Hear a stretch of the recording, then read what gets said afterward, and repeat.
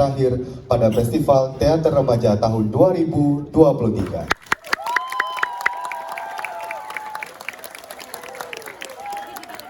Nomor undian 30 dari Teater Semanda Jambi.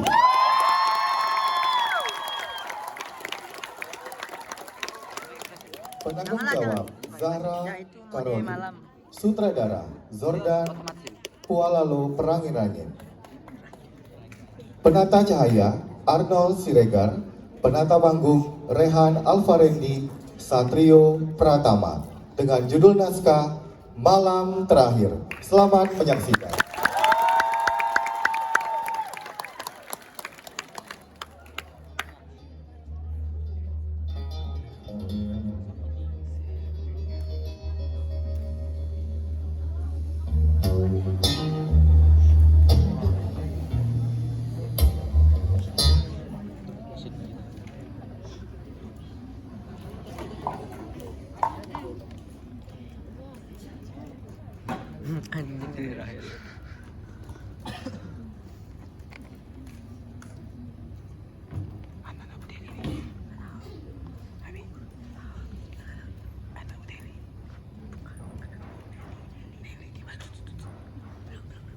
Coy,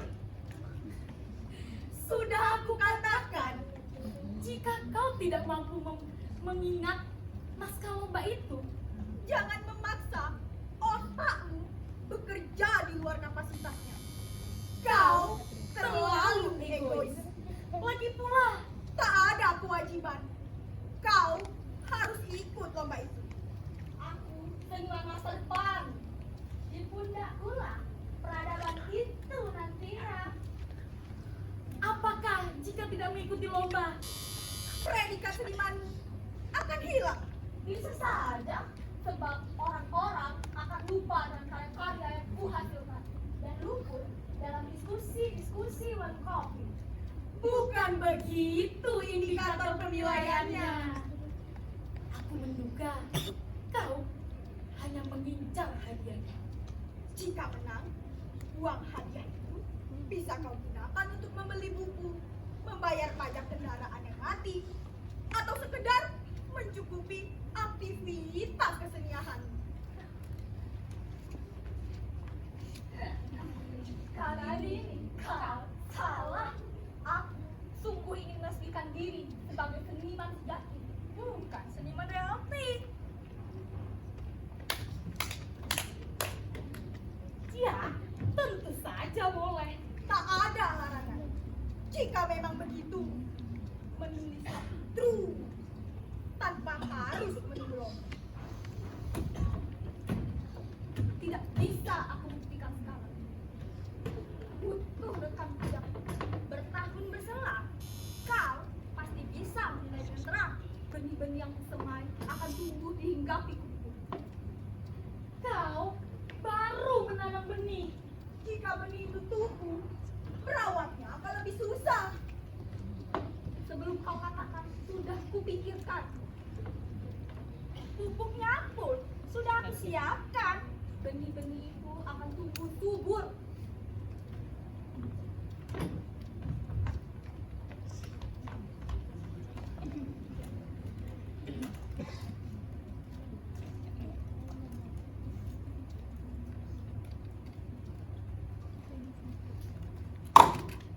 Kopi sudah aku siapkan sebagai bahan bakar untuk menjawab pertanyaan-pertanyaan. Namun, harus kau ingat. Aku tidak mau menjawab pertanyaan yang sudah pernah aku jawab. Jangan jadi keledai mengharapkan hasil yang berbeda dari tindakan yang sama. Apa tema lomba penulisan naskah itu? Tema lomba penulisan naskah yakni upacara redaksi sebagai sumber penulisan naskah. Bagaimana menurut?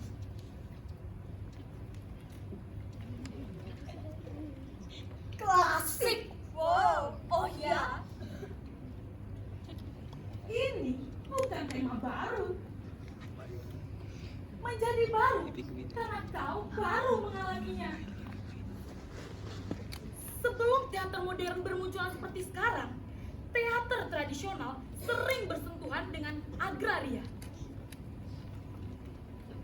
Kehidupan pertanian selalu berhubungan dengan tanah, air, udara, produksi, kesuburan, dan musim kering. Apabila dikaitkan dengan siklus semesta, religi menjadi tematik yang lebih.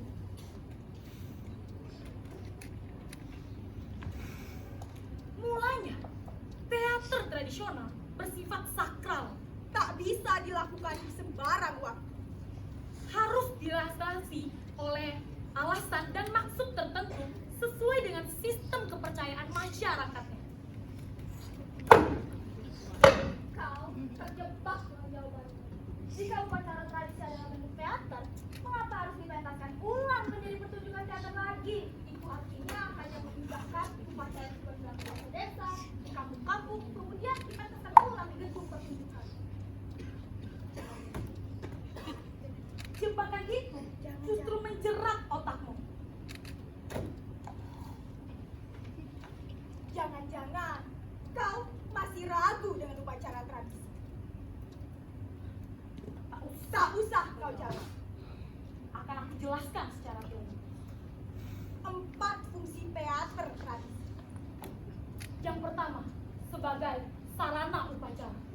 Upacara tradisi dilakukan pada tiap tahapan-tahapan yang runtut. Mulai dari awal hingga akhir. Pada tiap tahapan ada aktivitas. Dapat kita artikan tahapan-tahapan itu adalah alur dari cerita. Orang-orang yang terlibat dalam upacara tersebut dengan fungsi dan perannya dan senandung yang diucapkannya disebut sebagai aktor. Tempat dan segala konteks yang menjadi bagian dari upacara disebut sebagai latar, properti, dan setting. Fungsi lainnya yakni sebagai media komunikasi, hiburan, dan sejarah. 3 fungsi terakhir akan aku jelaskan pada kebingungan kau selanjutnya. Sakralannya bagaimana? Hilang. Menghilangkan sakral tradisi adalah sebuah pengkhianatan pada leluhur.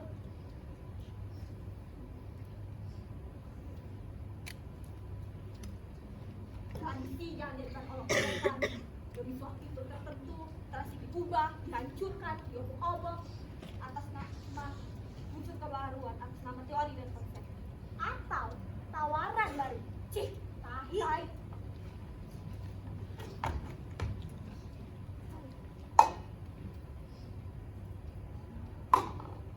Sumpah, nanti dingin tuh. Aku marah. Boleh saja, tetapi harus jelas. Kemarahan itu kau tunjukkan kepada siapa? Pada siapapun yang sudah mengacak-acak tradisi, mengolok-olok tradisi. Bertahun masyarakat menjaga itu. Oleh kita dibongkar demi suatu kepentingan. Kita? Iya. Sekarang bagaimana? Bukankah panitia yang bijaksana? Brengsek!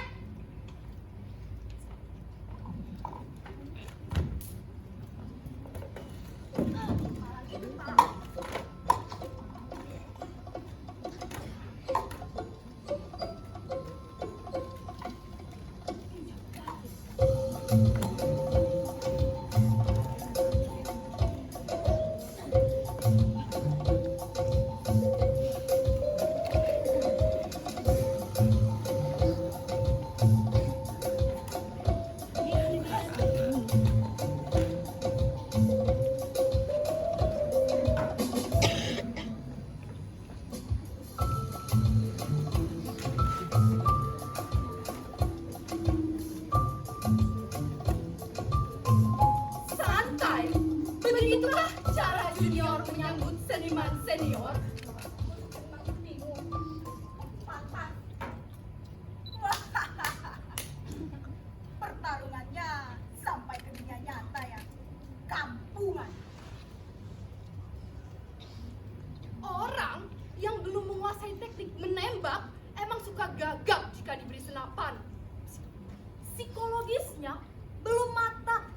Jangan terlalu yakin pada senjata. Meskipun senapanmu bagus dan pelurunya tajam, tak menjamin kau akan menembak musuh tepat di dadanya. Salah-salah, pelurumu habis menembus angin. Baca, kau pikir dengan wasit menembak, kau pasti bisa menang dan peperangan? Tidak begitu, Nona. Yakin, bisa menang dan tumpul. Oke, cukup. Diskusi yang cukup menarik malam ini. Jika kalian hidup di zaman Bung Karno, bisa saja kalian menjadi 2 dari 10 pemuda yang terpilih. Menganalogikan lomba sebagai perang tidak begitu buruk. Tapi jangan sampai perang menghabis pada kebencian. Berlawanan boleh, permusuhan jangan. Kau akan menulis tentang apa?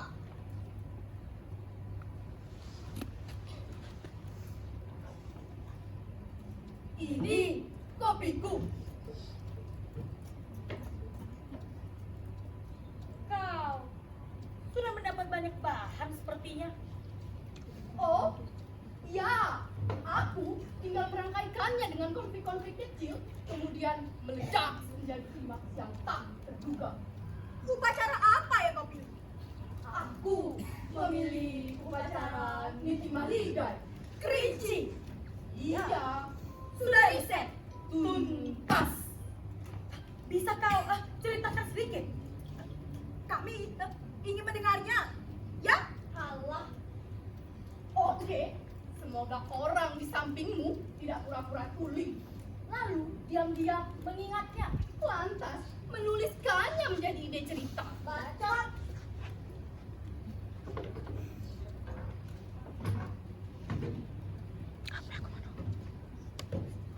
Zaman dahulu kala, di Bukit Kaca, pernah ada kerajaan yang dipimpin oleh seorang ratu. Ratu ini bernama Gading Santa Hati. Ratu ini berasal dari Bandarum. Ia melakukan perjalanan ke Indo China, Jawa, Mataram, lalu tiba di Bukit Kaca Kerinci. Di sana tidak ada manusia, sedangkan ia ingin mendirikan sebuah kerajaan. Mintalah ia pada Sang Halim. Dengan ilmunya, ia mengumpulkan dewa-dewi penghuni daerah untuk memilih seorang pemimpin dari mereka. Diadakanlah upacara Niti Naik Maligai. Nona, dalam lomba itu upacara adat, bukan cerita rakyat. Ini namanya riset. Diawali dari latar belakang. Hei Nona, orang pada butuh latar belakang. Butuhnya prosesi upacaranya itu seperti apa? Aku tak membahas prosesi. Aku penganut esensialis. Bagiku, lomba tidak hanya dinikmati sebagai suatu proses peristiwa, melainkan filosofi di balik lomba itu. Itu bisa jadi kuat. Di atas panggung, orang tahapan Niti Maligai bisa kau lihat di YouTube.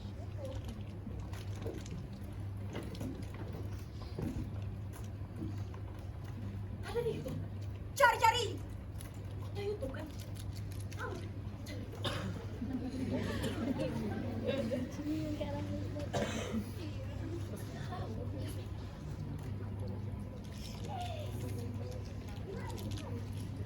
Bu, Kamu yang tahu apa nyuruh-nyuruh? ah, siapa? Tapi dah dong. Hei Nona,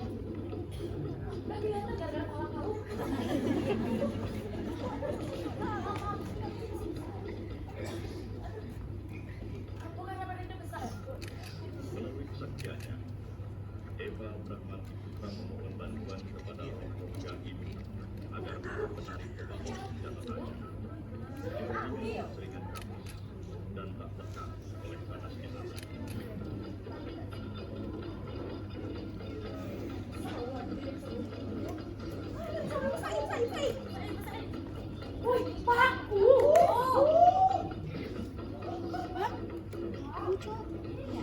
Malah kau. Malah.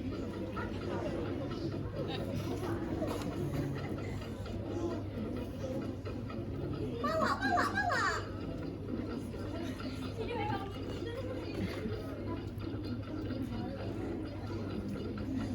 Kak, oke.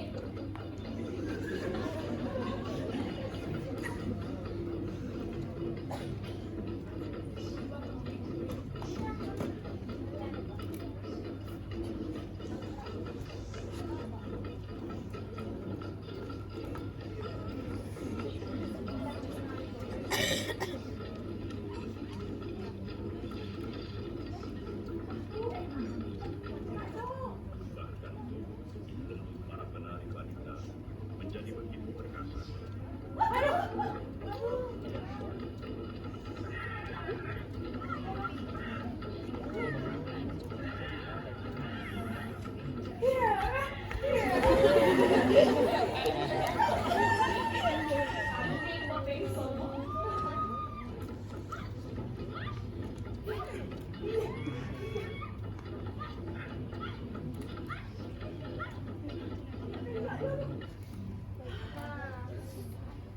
Harusnya prosesi ini yang kau tampilkan pada naskahmu, Nona.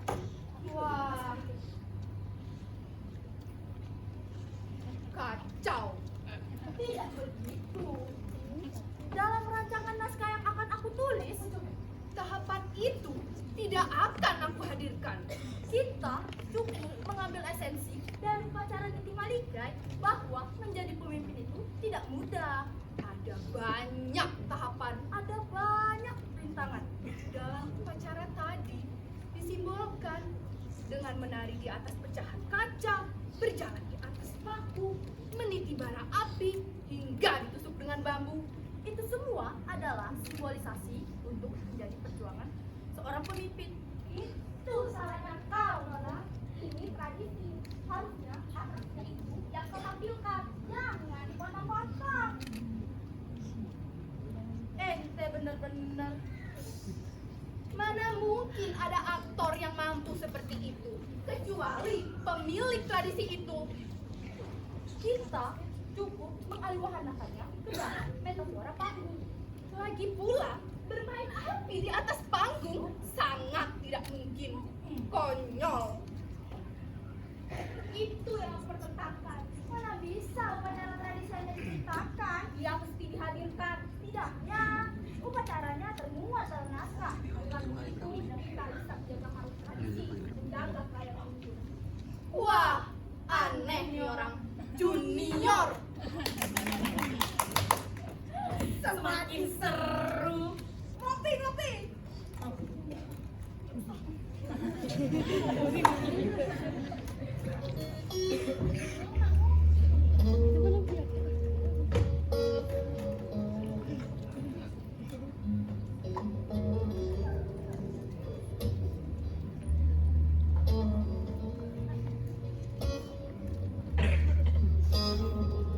Lihat kalian berdebat. Aku seperti melihat teater. Temponya bagus. Pembiarnya terasa. Tokohnya kuat maksudnya. Maaf ya. Jika aku menulis saja, mungkin saja bisa menjadi naskah reality. Nah, bisa kita lomba. Saja, aku tidak menulis saja.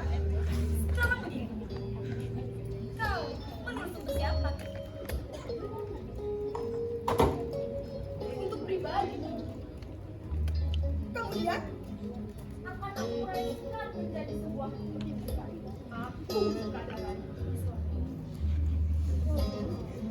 orang lain boleh menggarapnya. Iya, tentu boleh. Oke,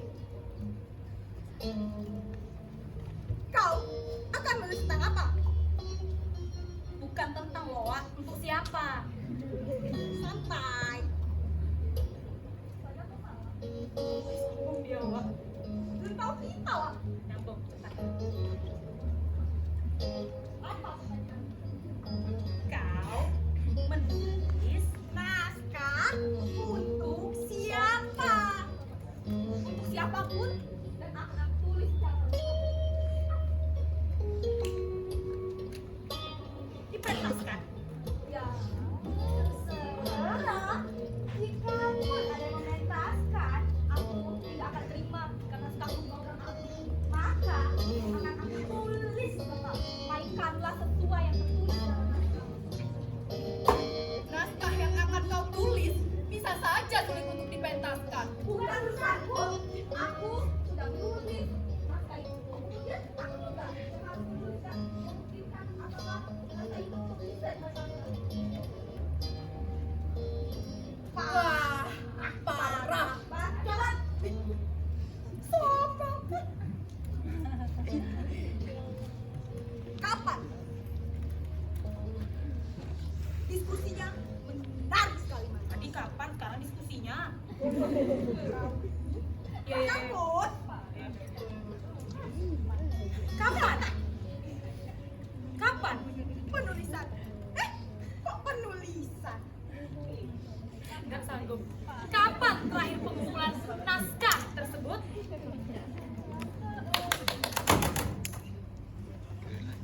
Lambat, cek. Lambat. Malam ini terakhir.